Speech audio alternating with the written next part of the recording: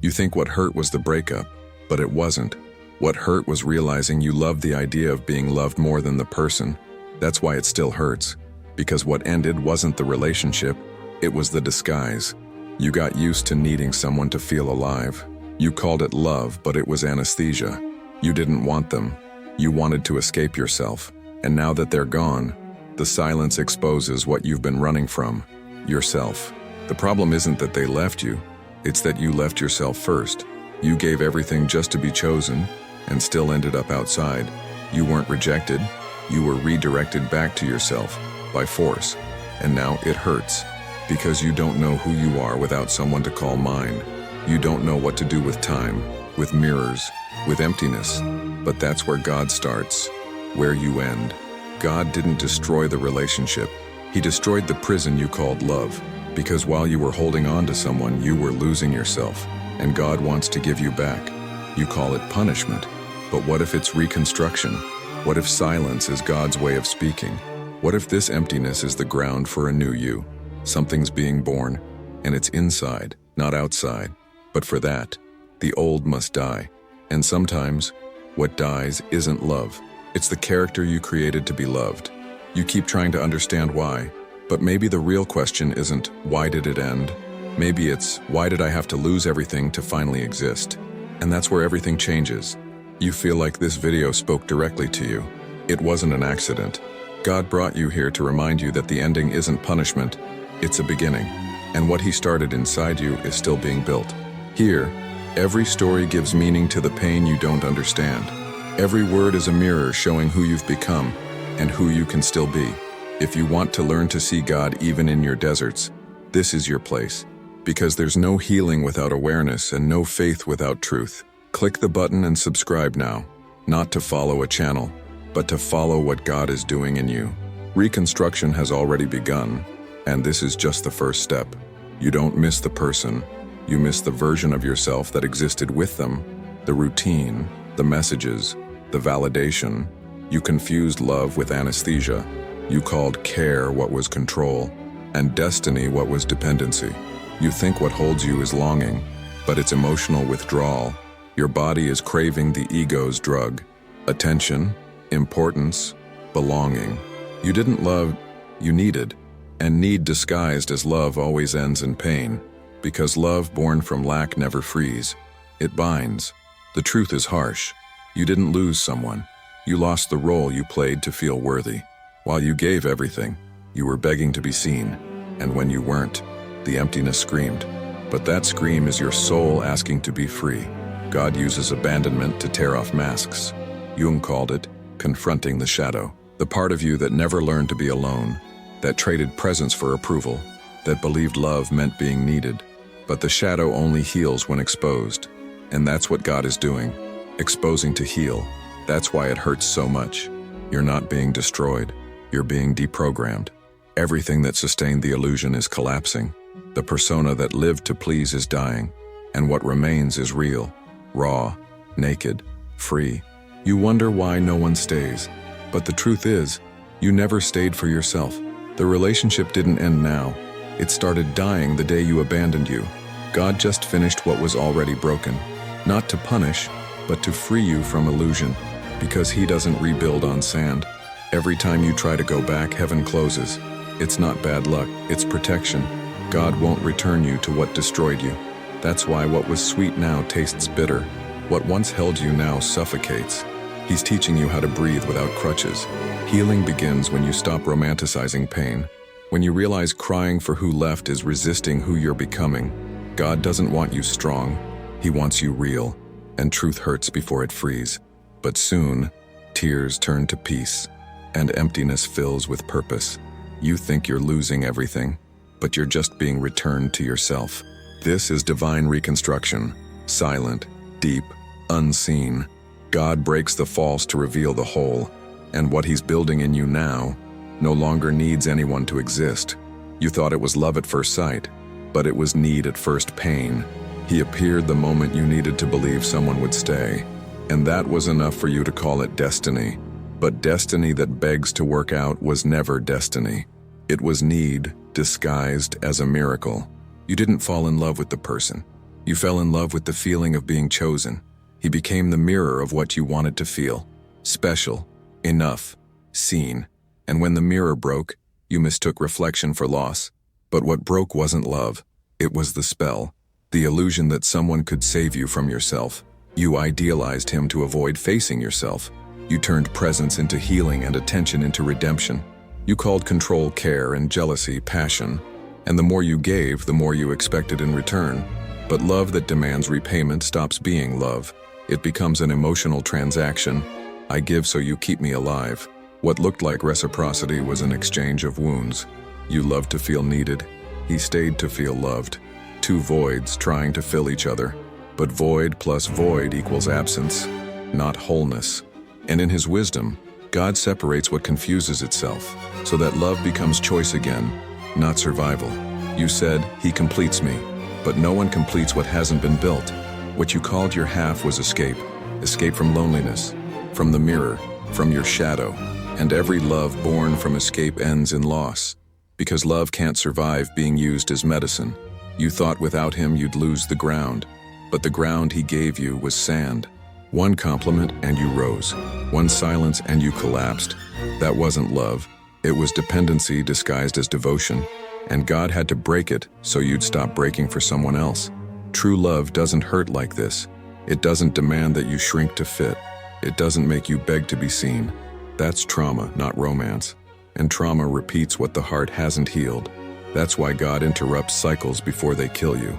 You call it loss, but God calls it correction. He didn't take love from you, he took idolatry. The throne of your heart was occupied by someone who was never king, and he needed to remind you who truly reigns there.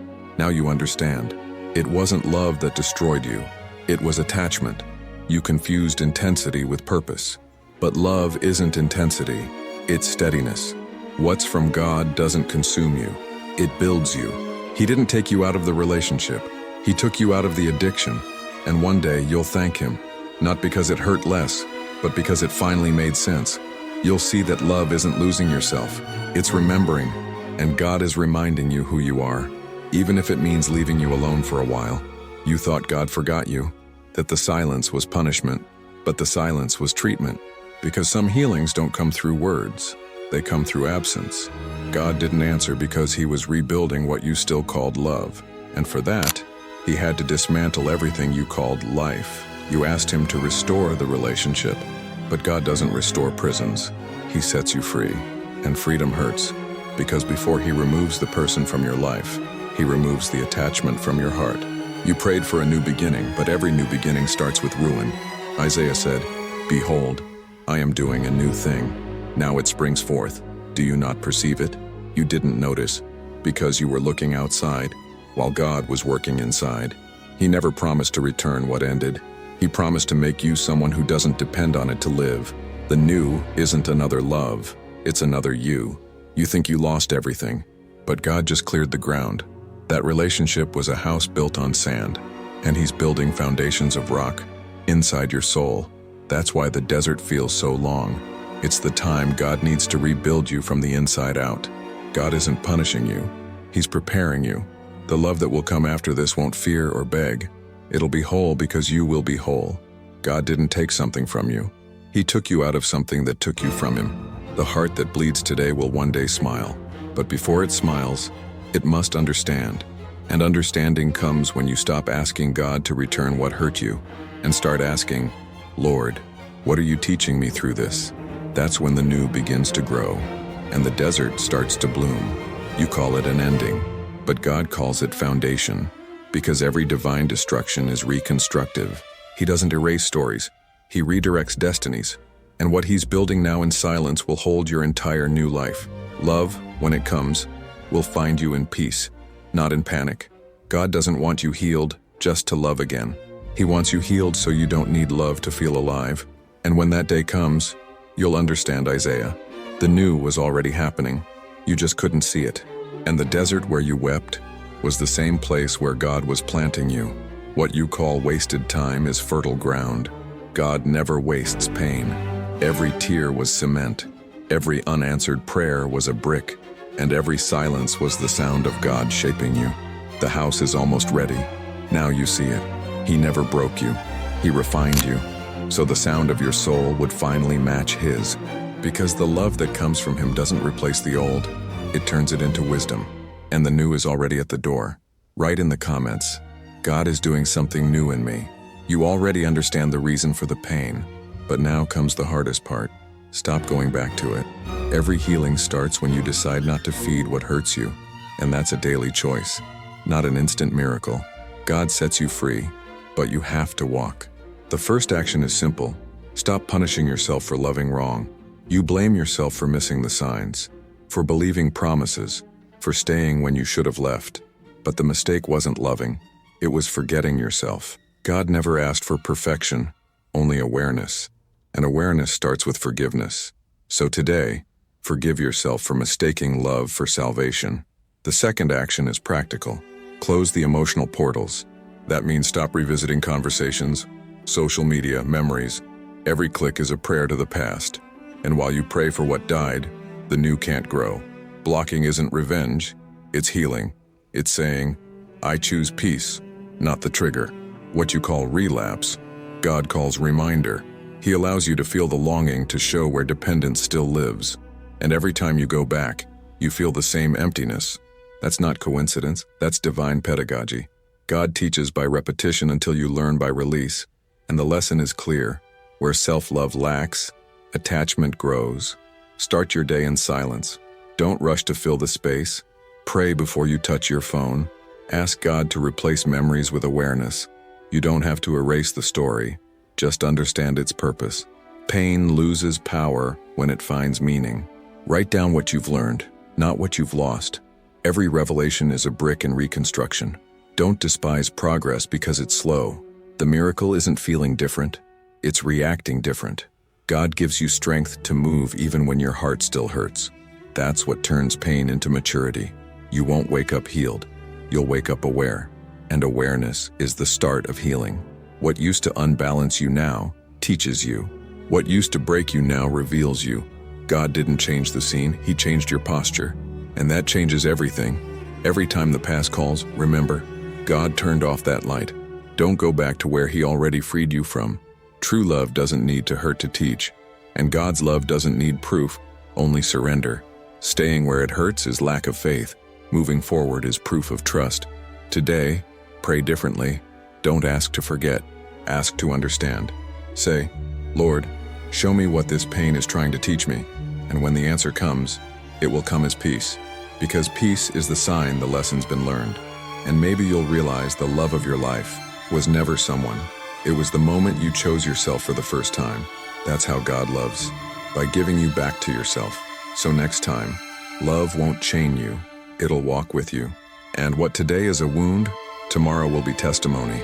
You've stopped chasing. Now you need to learn to walk inward, because God doesn't just want to remove what hurt you. He wants to teach you to live differently. The first step is simple. Pray without asking. Pray just to be with Him, not to get something.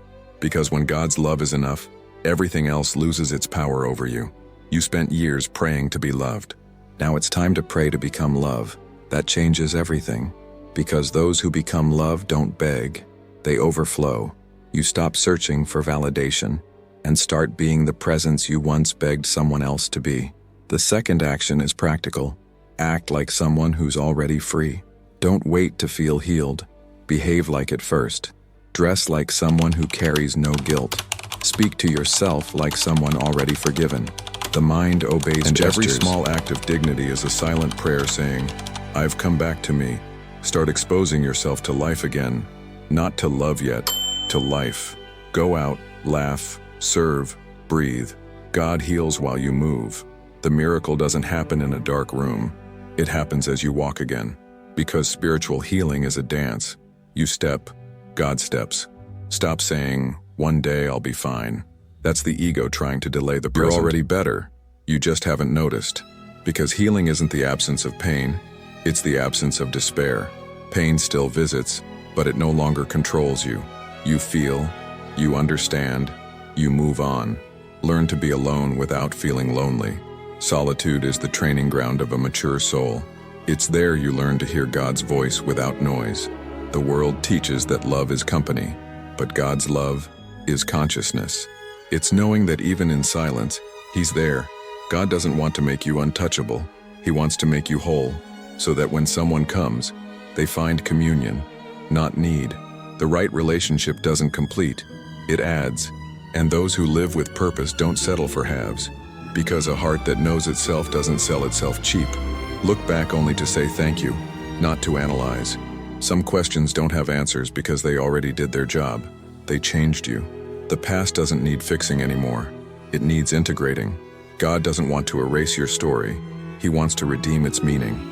If love returns, may it find you whole. And if it doesn't, may it find you at peace. That's the point of reconstruction. Emotional independence with divine dependence. You don't need a new relationship to prove you're healed. You need a new relationship with yourself, and that's already begun. And now, when you pray, you notice the difference. Before, you asked God to remove the pain. Now you thank Him for using it to wake you up. Because without the ending, you'd never have found the beginning. God didn't return what you lost. He returned what was always yours, your peace. You're no longer the person who begged to be chosen. Now you understand. Silence is also an answer. Absence is also care. And pain was only the mold of the new version God was forming in you. Everything changed inside before it changed outside. You no longer search for someone to complete you. You search for what connects you. You don't need promises to feel safe anymore, because now safety comes from presence. And here you see the signs. 7 quiet marks of someone being rebuilt from within. First, silence no longer scares you when it soothes you. Second, pain still exists, but despair is gone. Third, you stopped romanticizing who hurt you. Fourth, you began forgiving yourself. Fifth, you blocked the past, not out of anger, but for peace. Sixth, you learned to pray without asking. And the seventh, the most important, you stopped waiting for the right love and started becoming love. That's when the reconstruction is complete. Because God never meant to return someone. He meant to return you to yourself. Now, everything makes sense. The breakup wasn't an ending. It was a foundation. The desert wasn't empty. It was fertile ground.